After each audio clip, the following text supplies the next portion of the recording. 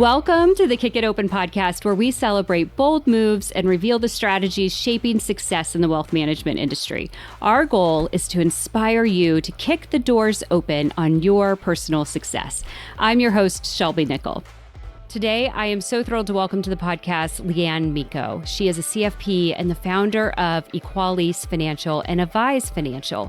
Leighann's story is one of resilience. She's navigated a failed succession plan, overcoming early career setbacks, and then ultimately building this beautiful firm that is prioritizing accessibility and inclusivity in financial planning. Leighann, welcome to the podcast. Thank you for having me. I'm really excited to be here. I am so thrilled that you're doing this with me. Thank you. So tell us about your journey in wealth management. How did you start in this industry and what led you to become a financial planner and advisor? Yeah, absolutely. So I was that nerd in high school who took business management and accounting as electives. And it turns out I was actually pretty good at it, despite, kind of where I came from. And so when I was in college looking for a part-time job to help cover the bills, I stumbled across a listing on Craigslist of all places that said assistant to a CFP. And I thought to myself, well, I can be an assistant. I have no idea what a CFP is, but let's give it a shot. So I applied for it. And it was really in that interview that I had my light bulb moment of like, oh, this is the career for me. So it was really in that interview that kind of things just magically aligned. But, I'd say that my true why didn't come until about 6 or 7 years into operating Equalis, when I read Simon Sinek's book, Start With Why. So my story is that, I come from humble beginnings, which I guess is the fluffier way of saying I grew up with a single mom on welfare for the better part of my adolescence. And so as I continued my journey in this industry, it became clear to me that my why is to help people live a life that I never thought I would have. I kind of liken it to like playing dress up with your clients' realities, thinking, oh, what would it be like to buy this car, or to buy that house, or live here, live there? And so really it was like playing in those client realities and that I didn't think were attainable to me growing up the way I did. And that's essentially kind of what led me in the direction of working in personal finance and getting into this industry.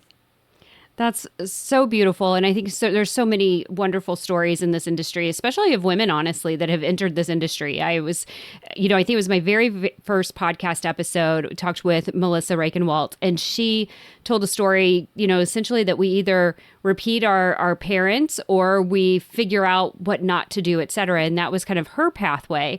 But I think what's just beautiful is about being able to see those lessons and figure out what you want. And I love that idea of playing dress up until it's a different version of fake it till you make it, I guess. Yes, absolutely. Yeah. So tell me about your experience. I know that you had kind of in your career path, you've had a failed succession plan experience, and it played a really kind of pivotal role in your career transition. Can you share a little bit more about what happened? As I get further from that experience, I learn more and more how frequently this actually happens, where people, advisors, engage in some sort of succession plan, be it, a very tightly buttoned up work through plan or something loosely based on a handshake agreement, that they tend not to work the way in which our, minds think they're going to work. And so for me, it was a really pivotal moment in my career. I had basically spent the better part of 10 years working for 3 or 4 different RIAs, learning, essentially how they operate, how they do things, recognize a few things about myself, what I excel at, what I don't excel at, and some of the things that maybe I should steer clear from. And a mentor of mine was kind of halfway out the door. She really wanted to retire. Her practice was essentially what I wanted my practice to be. I wanted to work with the LGBTQ community. I wanted to start kind of small, have something meaningful where I could really forge those relationships with clients. And so I approached her as she was, having these conversations. And I said, hey, can I throw my hat in the ring? I'd love to have a discussion around what it would look like for me to potentially take over your business from you. So we spent the better part of about a year working together. So I was, meeting with clients with her, essentially kind of being her understudy, if you will, and meeting everyone, getting to know everyone. But what I noticed throughout the course of time is that nothing was really happening. We were moving forward, but nothing tangible on the succession plan front was happening. There was no expectation set. There was no timeline of like when things are going to happen.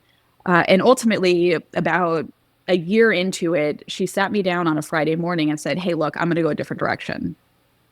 And at that point, I probably blacked out and kind of just like, what just happened? I just spent a year, not making any money, working for this person, thinking, here's how I'm going to start kind of this next chapter of my career. And in an instant, it just poof, gone. And Wow. so that was really jarring for me because I didn't know what to do at that point. I've got a year break on my resume at that point, essentially. I kind of froze. And so I spent that weekend, vacillating between like sobbing and laughing because again, it was like, what am I doing? What do I do? What's next?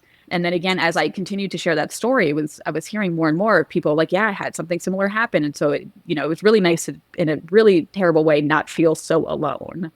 Yeah, you definitely should not feel alone in that. I hear so many of these stories as well. And, sometimes it is the expectation of it, and people have put in a decade with a practice Yeah. and believe that they're going to have the opportunity to buy that practice. And then that practice sells to an aggregator. That happens a lot.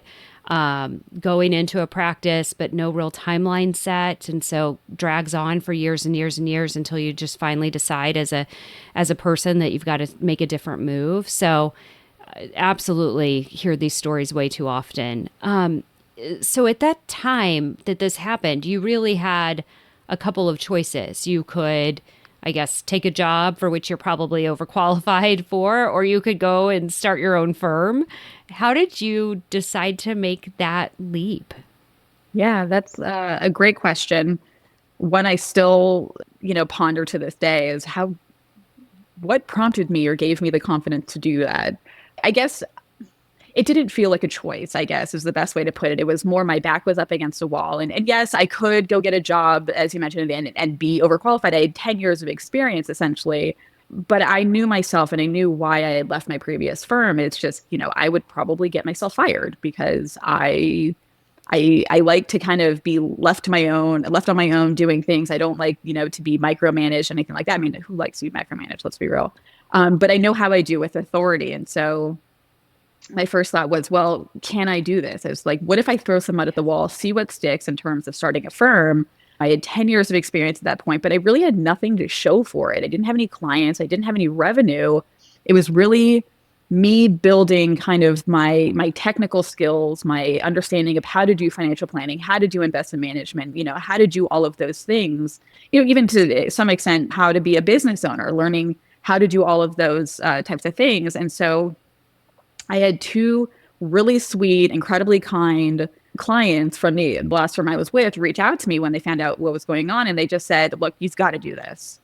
You were meant to do this. You've got to move forward, push through it. We believe in you. And I think that really was like the encouragement that I needed to say, you know what, I'm going to do this. And so had that conversation with the former succession plan partner on a Friday morning. And on Monday, I created my account on FINRA and I started submitting documents. I don't know what possessed me, but I did it all on my own. I registered with the state of California, got all my, my ADV, my contracts, everything in, and, the rest is history. But I sometimes I think I just blacked out that whole period and I don't know what overcame me, but I was like, I've got to do it. It's this or go back to school and start from square one and figure out something else. And that did not feel like an option either. Oh, well, I mean, it's such an empowering story but I can appreciate how it felt to have, as you said, your back against the wall, but those individual clients that believed in you, like that is so incredibly pivotal. And I feel like when we go back to the people who support us and that moment that like you must have just felt their support and love and confidence and that bolstered you. Yeah, absolutely. Oh, I love that journey. So I want to go back a little bit to the M&A experience too, but what lessons would you want to share with others, so that maybe they can avoid that experience, right? I think about this a lot because I hear these stories so often. Are there red flags or tips that you might have that how to have a more successful experience? First and foremost, have everything in writing. Put it all in writing. handshake agreements mean nothing in business. Even if you trust the person and you know them, things shift, they change. So it's having everything in writing from, creating a timeline of when things are going to happen, who's responsible for what, really setting expectations, right? It's like we do with our clients. Here's what we're going to do. I'm going to give you this then. It's the same situation. We want to ensure that, if we're saying, okay, we've got 12 months to figure this out. In month 3, we're going to do this. In month 6, we're going to do this. I'm going to be responsible for contacting this person. You're going to be responsible for doing this. Something that in hindsight, right? Hindsight is 2020. That I recognized the own error of my ways was that instead of looking at my former succession partner as a peer, I kind of put them on a pedestal and thought, well, I'm just this mere, new advisor, and I'm looking up to you and really allowing you to dictate all of the terms of this agreement, what we're doing here. And I didn't give myself enough credit to say, hey, I know what I'm doing. Here's what I bring to the table. Here's what I'm going to do. Here's what I can do. I allowed myself to essentially take a back seat in a lot of the discussions because, again, I thought, well, you're the expert. You're the pro. You've been doing this for however long. And I'm just going to sit back here and let you do your thing, thinking that, there was action taking place and there really wasn't. And so I would say just having really clear boundaries around who's responsible for what, setting those expectations, looking at the person as a peer, somebody who is, on your same level, is really important. At least it would have been really important in my situation. Yeah, I really appreciate that because what I'm hearing you say is like you really have to take agency over your life and you have to drive that in the same way.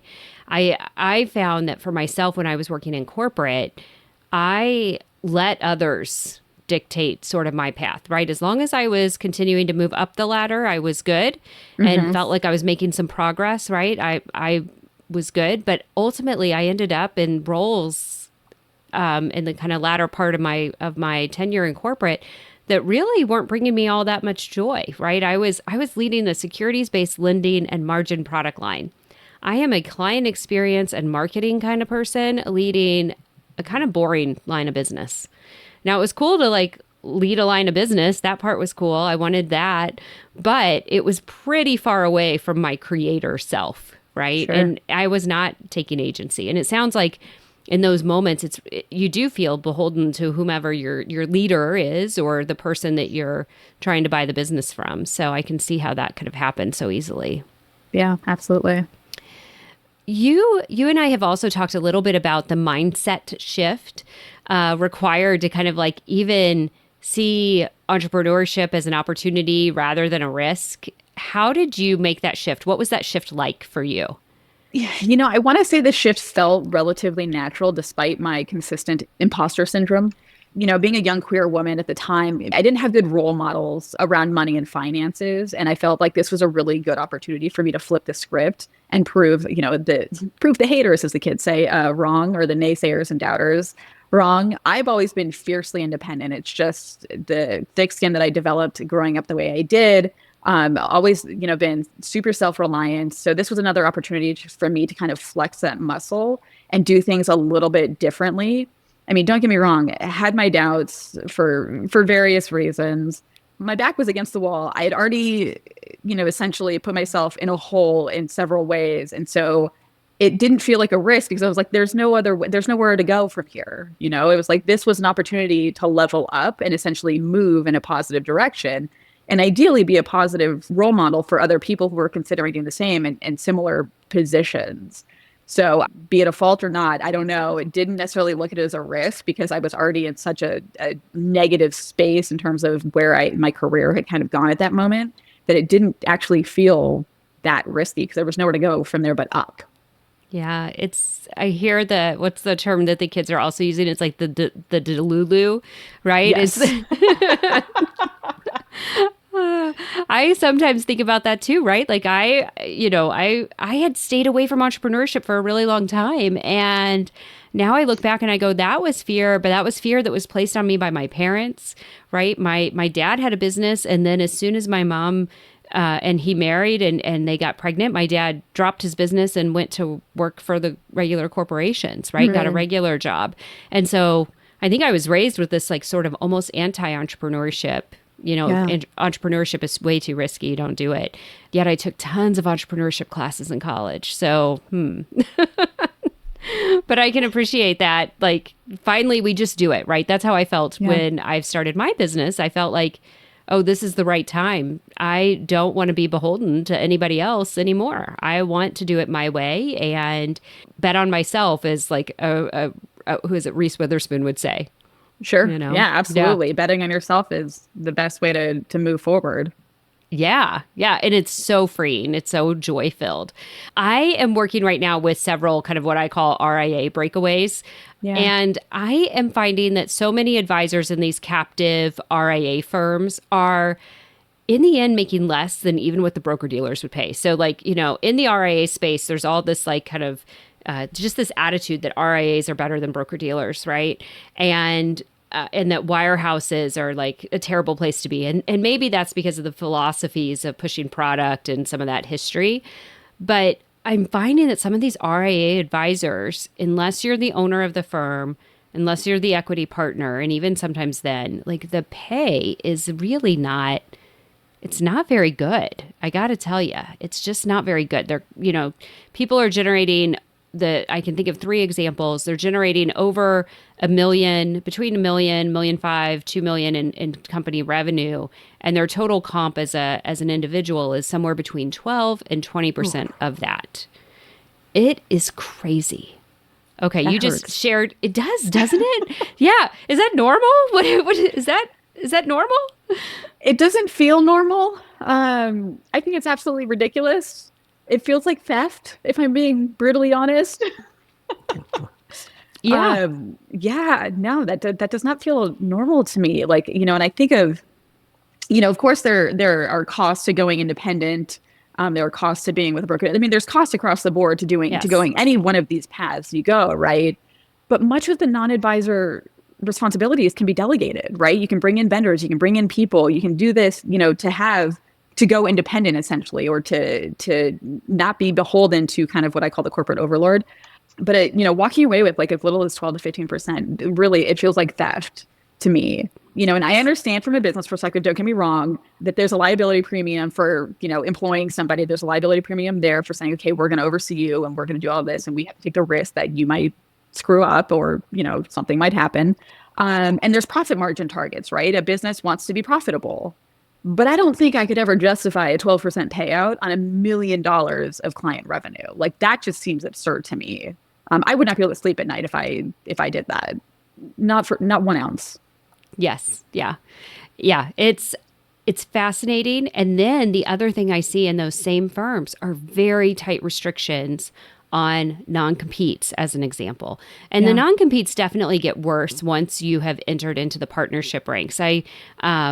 I did a post on this the other day in LinkedIn, and it was basically like, yay, you made partner, and get ready for the handcuffs, right? Yes. like kind of that note. So it's like, I guess my message to advisors is like, if you are an entrepreneurial advisors, if you're comfortable building up a client base, keep that in mind. Do not sign the partnership agreements. Yeah. Really make sure that you don't want to just go out on your own, because you may be really limiting your compensation opportunity. Mm-hmm. Absolutely. Yeah, it's and I feel like a lot of times it's women and junior advisors, so to speak, or associate advisors that are hindered in this way. I think women have not always wanted to bet on themselves. They've not always wanted to take that risk of entrepreneurship. One of my goals with the work I've been doing over the last couple of years is to get more women into the seat that you're in as an entrepreneur and as like the owner of their practice. What do we need to do in this industry to just get more women, people of color, diverse audiences? Like, what do we need to just create more pathways for younger people, entrepreneurial people, all people to have greater growth and not be paid 12 to 20%, because that's insane. Yeah, that's such a great question, and one that I think of often, being a woman in this industry, and having been in this industry since I was in my early 20s and kind of seen the evolution over the last almost 20 years. Women tend to be in a similar position that I was in, right? Their back is up against a wall, right? In terms of entrepreneurship, it's not a decision that's made proactively. It's a reactive well, I don't have a seat at the table here, so I don't have a choice but to do this. And so I think when there's limited career trajectory or paths, or you're working for a firm that is all homogenous older white men, I mean, yeah, your seat at the table is non-existent, and so you have to go create your own table, and that's a really crappy feeling, but it's what especially Black women of color have, like, if you look at the number of businesses or the entrepreneurship, it's not necessarily like, oh, I wanted to go out and do this. It's, I didn't have a choice because I didn't have a seat at the table. And so part of it is recognizing that we need diverse schools of thought. We need different perspectives, especially if you want to work with folks who aren't exactly like you, who don't think like you. You need to have people who can step in and say, hey, I've seen this before. There's cultural differences here, or there's this, this is kind of typically how this community tends to operate around money because of their hardships or their issues. And so I think a big thing really is that we need to be more open to different schools of thought. And I think advisors need to be willing to create those career paths, and what I'm seeing right now, especially with, some of my, friends who are advisors and colleagues, is that the smaller the firm is, the harder it is to implement these types of things, right? It's like, for myself, I can't provide a full career track for, a lead advisor necessarily, because I'm just a small firm. I don't have the resources. And so it's kind of like these mid-level firms to, like, larger firms that have the most opportunity to create those career paths. And I think one thing from, succession planning or having someone step in is allowing earlier buy-in, right? So it's kind of, to some extent, giving a little bit more up on the front loading it, because you can't, as you grow, you can't necessarily expect 2 or 3 or 4, G2 advisors to be able to buy into a $500 million practice, over the course of, X years, right? And so if you allow them an earlier start point to start slowly buying in, by the time you get to your retirement, you essentially are able to pass that on to them, as opposed to these big PE-backed firms who are able to offer you multiples that are just absolutely wild. And so I think there's a couple of different components to that.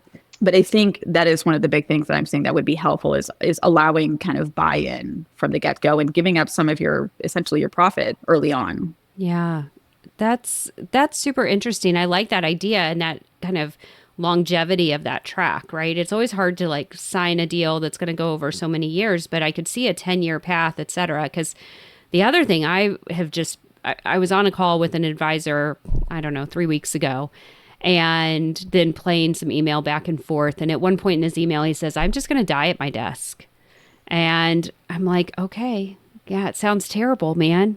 Like, sounds like a terrible choice for yourself. And it sounds like a terrible choice for your clients. But he hasn't planned in advance to bring somebody in that could really care and nurture those clients in the way that those clients deserve either. So I like that idea of a longer pathway. I think it sounds like it would be good for the clients as well as good for those G2, G3 advisors too. Are you a financial advisor ready for a big leap? Making the decision to leave your firm, whether it's a broker-dealer or an RIA, can feel like stepping into the unknown. Muriel Consulting provides personalized, unbiased support to help you navigate transformational career moves with confidence and confidentiality. Schedule a discovery call at murielconsulting.com. MURIEL consulting.com. One of the things too I want to think about, or I want to definitely make sure we cover today, is I want to talk about Avise Financial. So Avise is your platform, essentially. That's what I call it. I don't know what you call it, but a kind of a platform. Same? Okay, good. Yep. A platform for advisors to join. And you've structured this in such a unique way. It's a co-op. Can you talk about that structure and why you went that way? So a colleague of mine was going through a failed succession plan a couple of years ago. And basically what happened is big money came in the back door and said, hey, we'll offer you this multiple. And the founders were like, well, yeah, that sounds pretty good.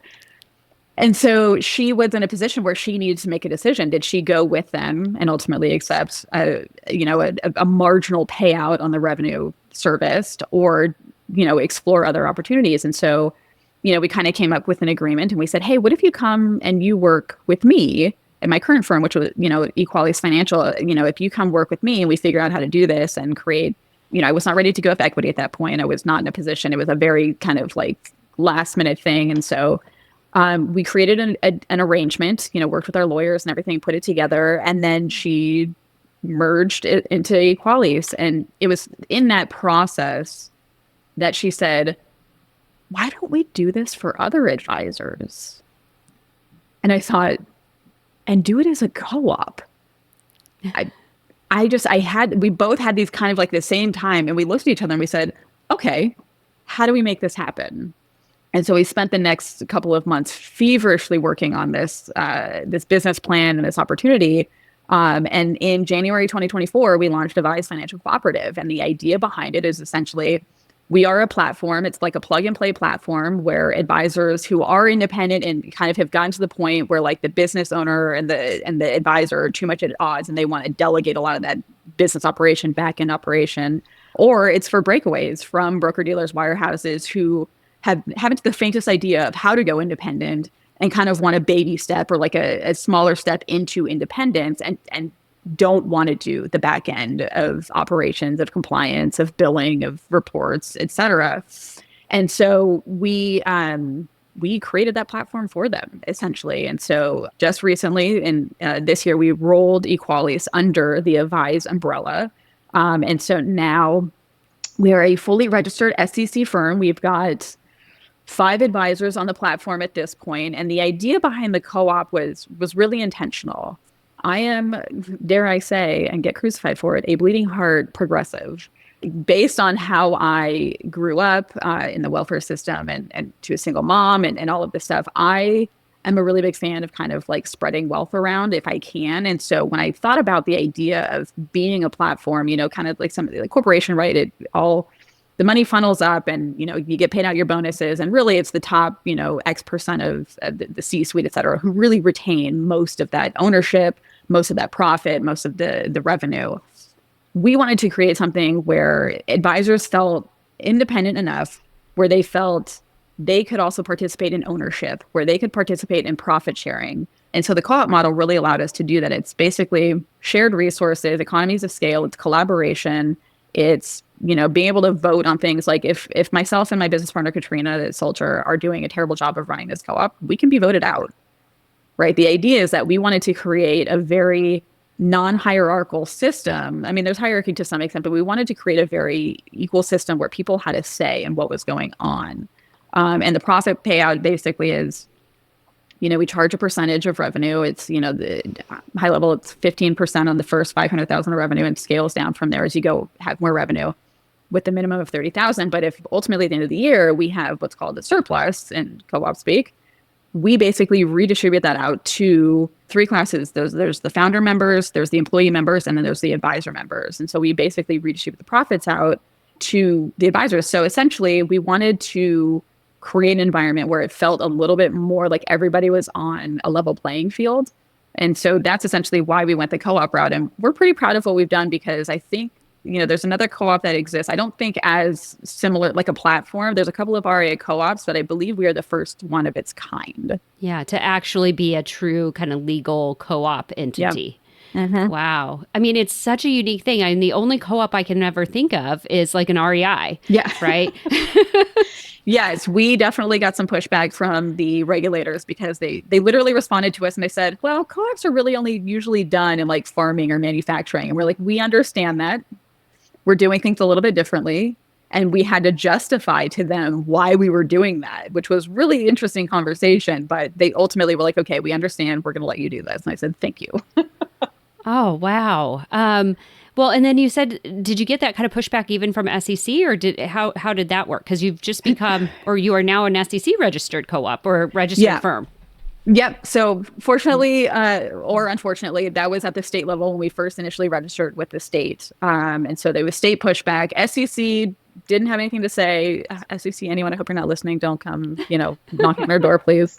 But yeah, SEC kind of pushed us through, didn't question it. But California, which does have a pretty big farming culture and like Central California, everything like it's pretty common. They were the ones who pushed back and said, we don't quite understand this. Yeah. Yeah. Wow. I mean, it is such a unique structure. You have 5 advisors that are on there now. Are they owner advisor? Like, because you said there's 3 classes, and I think that, Yep. I think that creates this really interesting alignment between the owners, the employees, and the advisors, which I know is so intentional. Yes, absolutely. So everyone essentially has ownership interest, and the ability to make those, vote, make decisions, and participate. And so you mentioned non-competes earlier. We don't have those. Your clients are always your clients. If you join the platform and you ultimately decide you want to go back to being independent, or you want to join with someone else, knock yourself out. Yeah. We're not here to hold your clients hostage. There is no non-compete. I mean, you can't solicit other advisors' clients, but there's no non-compete or anything like that. It's like, if you have an agreement with your client and you want to go elsewhere, we will help you transition out and do what you want to do. So again, we didn't want to hold anyone captive and say, you can't leave or you lose, your clients. That also just did not feel right, because clients work with advisors because of the relationship with the advisor, not the company they're working with necessarily, right? At least kind of on the smaller scale, independent RIA standpoint, it's most clients are working with that particular advisor because they like them, not because of the big name behind them. Yeah, I like your attitude as well of, if the advisor wants to move on for whatever reason, then you'll help them with that. And that feels very advisor centric, and respectful to that advisor, right? You don't want them with you if they don't want to be with you either. Right. Like that's not a healthy situation either. So absolutely. One of the things I know that you and I connected on really, really early as we've gotten to know each other a little bit is this idea of community. Obviously, it's really important to me. I think a lot about creating community amongst women in this industry. There's relatively few of us, and we should create community. And one of the things I hear sometimes from advisors when they're breaking away from one of those larger firms, whether it's an RIA or it's a broker-dealer, is they feel afraid of being on an island. And they are thinking of going independent as like very much going alone. Yeah. And that hurts them. How did you address that? Because you stood up your own practice originally. So how did you create community? Great question. It's funny because I consider myself an introvert at heart, and a situational or circumstantial extrovert. I can, I guess, turn it on when I need to, but it's exhausting. And so I'm the type of person who needs like a dark room to decompress after social time. And so for me, it was really important to build a community of like-minded folks, but again, with enough diversity of thought, because I don't want to just be in an echo chamber talking to the same people about the same thing over and over again. And so early on, it was very important to me to connect with other women, other queer advisors, other people who were young. So I've done everything from mastermind groups to just general, social groups, networking, different organizations, et cetera. So I have a really good friend of mine, one of my best friends up here in Portland. I moved to Portland about 4.5 years ago with my wife, and I didn't know a soul here. I knew one advisor because I'd seen her on a podcast, and I reached out and said, "Hi, can we be friends?" And now we're like best friends. It's ridiculous. And she's an advisor, and we have a group chat with another advisor friend of ours. But back in 2022, before Twitter got super weird, I tweeted, and someone had said something about getting together with a group of women. I said, "Hey, what if we did like a retreat in the Pacific Northwest with a handful of advisors who live up here?" And it snowballed from there. Some people expressed interest. And so I sent out a group message and I said, "Hey, let's put it together." So I did a doodle poll. Here are the weekends. Everyone select. Where do we want to go? Here are some house options. I'm a planner at heart. I love planning parties, love planning travel, love planning vacations, all of that jazz. And so in January 2022, we did our first retreat on the coast of Washington and spent a weekend life planning each other and kind of just connecting, getting to know each other, helping each other figure out what our pain points are, what our successes were, like really building confidence, but also supporting us and understanding that like this is it can be hard. Like you said, you're not on an island, but sometimes you feel like you are. So it was really that moment to come together, and we've done it every year since then. And there's a core group that stays the same, and then there's a couple of people that rotate out, and then we have a group text chain now at this point, and it's ridiculous. We celebrate the wins, the hardships, what would you do in this situation, hey, my kid did this or my dog did this. So it's a really good combination of both like the professional side of things, but also the personal side of things. So developing that relationship with people. In fact, this past last month, we did a ceremonial bra burning for one of our friends who's going through some health concerns, and it was just one of these things where like it was an environment where you felt comfortable doing something like that, and it didn't feel weird. And it's like you couldn't do that with a group of men, you couldn't do that with a group of like just professional colleagues at a conference. So it just felt like this really natural evolution of like, yes, we are coming together, we're building community. And we're supporting each other through the business side, the personal side, the trials and tribulations, all of the ups and downs. So it's been a really good retreat the last couple of years, to the point where we're considering doing it in the summer as well, with maybe a smaller group, just to see if that is something people want to do. I just think it's so beautiful. I am so fortunate, and I guess I've become this like accidental networker. On one of my first podcasts, I talked about how like I'm not a natural networker, but I did teach myself to be a networker, and I talk about this a lot. But I have this really wonderful group of people that we all went to MBA school together, and I guess there's 10 of us or so. I guess 11 if you count the couple of folks that live outside of town. But like we come together for retreats or, for getaways, and we do annual certain events. I have one this weekend with them. And it's so amazing, like the overtime relationships that you get. Yeah. And then now I'm really thinking a lot about, how to do that with other entrepreneurs that are in my space, whether they're doing the same thing I'm doing or just something kind of related to it.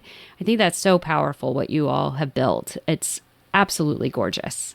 Yeah, thank you. It's phenomenal to be able to connect with other humans in that way.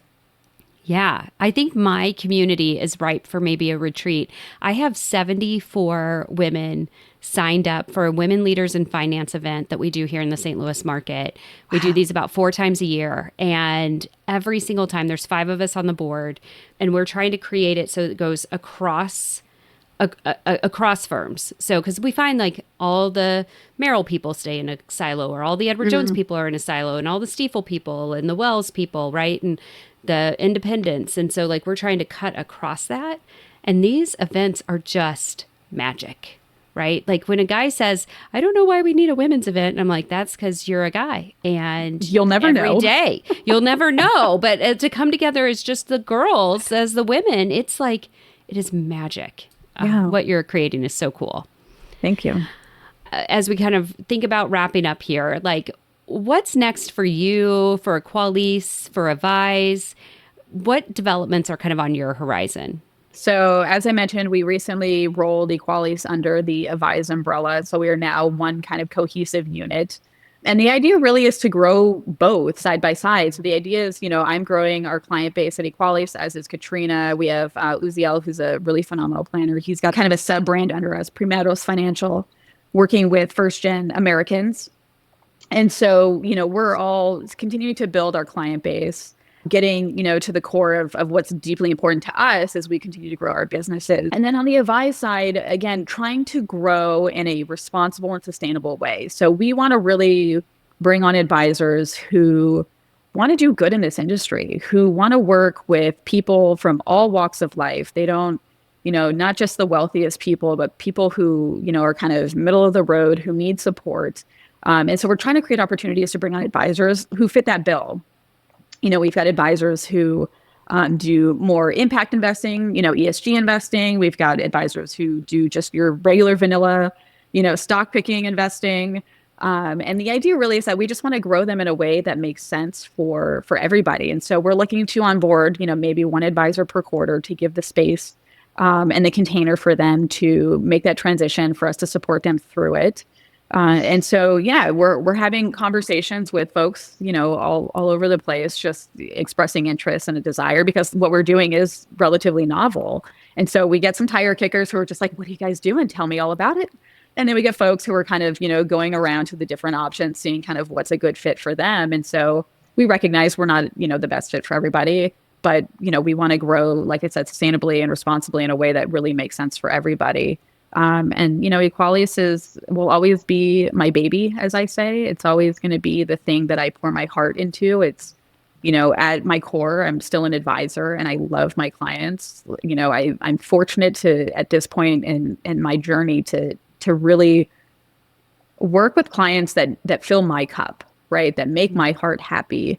And I'd say I've kind of steered clear of working with folks who don't kind of meet that criteria, whose values don't align, and I've gotten pretty good at deciphering who's going to be a good fit right off the bat. So, growth is I guess the primary objective. If I had to sum it up into one word, growth of both firms, but responsibly and sustainably. I love that. Did you set a word of the year for 2025? I did. My word of the year is connection. Connection. Okay. Yeah. I wasn't sure if it might be growth, because connection is like the precursor maybe to growth. Yeah, absolutely. Absolutely. Yeah. All right. So as we wrap up today, we always love to end with some quick hit, questions, super, super quick things. So what was the last thing that you used ChatGPT for? I don't use it often, but I believe it was something along the lines of how to explain S corporations to right brain thinkers. Okay. Because I know how to explain it as someone who has a master's in taxation, because I'm a glutton for punishment. I can explain it, but I need to explain it in creative ways that someone who is like more artsy creative can understand it. So I was like, ChatGPT, help me. Oh my gosh. Did it work? It did. I mean, in a way, I didn't, you don't want to be too obvious in that you're using AI to like create these, explanations. So it did work. It was actually, it was like add a little humor to it with a little bit of artsiness, and it was beautiful. Oh, that's awesome. I love that. I'm going to have to remember that to like explain things in a different mindset than my own, right? I love that. What is and I know we share a love of travel, what is your favorite travel destination? So far, I would say Bali. Despite getting super sick on the last 2 days, Bali was hands down one of the most incredible experiences I've ever had in my life. It looks amazing. I haven't hit it yet, so I'll put that on the list. Yeah. All right. What is a piece of advice that you would give to an advisor who's considering going independent? Full stop. Do it. Do Yeah. it. There are resources. There are people to help you make a smooth transition and operate a firm like a pro. Even if you don't feel like you have the entrepreneurial spirit. There again, Avise, hello, we exist. There are platforms that you can essentially go independent, break away. I think everyone who feels that it's in their best interest to do it, just do it. Yeah, I feel like if you have a spark that is driving you or saying, hey, maybe you should break away, that is time to chat, right? Like let's follow it. Let's follow that thread and do it. Especially if you're a woman, like we want more of you to do it. Yes. Yeah. Absolutely. What is a book or a resource you'd recommend for financial entrepreneurs? It's not directly related, but I still think Start With Why by Simon Sinek. Like that book was so life-changing for me in so many ways of helping me understand my journey that I think, again, understanding your why opens up so many doors to figuring out how to pursue things, to figuring out who you are, why you're doing things, and like ignite that spark and, rereading it to just be like, oh, let me remember what that spark felt like. Yeah, that's a beautiful, beautiful book to recommend and a beautiful place for us to kind of end on today. Leighann, thank you so much for sharing your journey with us and the insights. And just one last, I guess, question for you as we ask everybody is like, what is one door that you're kicking open right now? Yeah. I think I try to kick lots of doors open. It's just the rebel in me.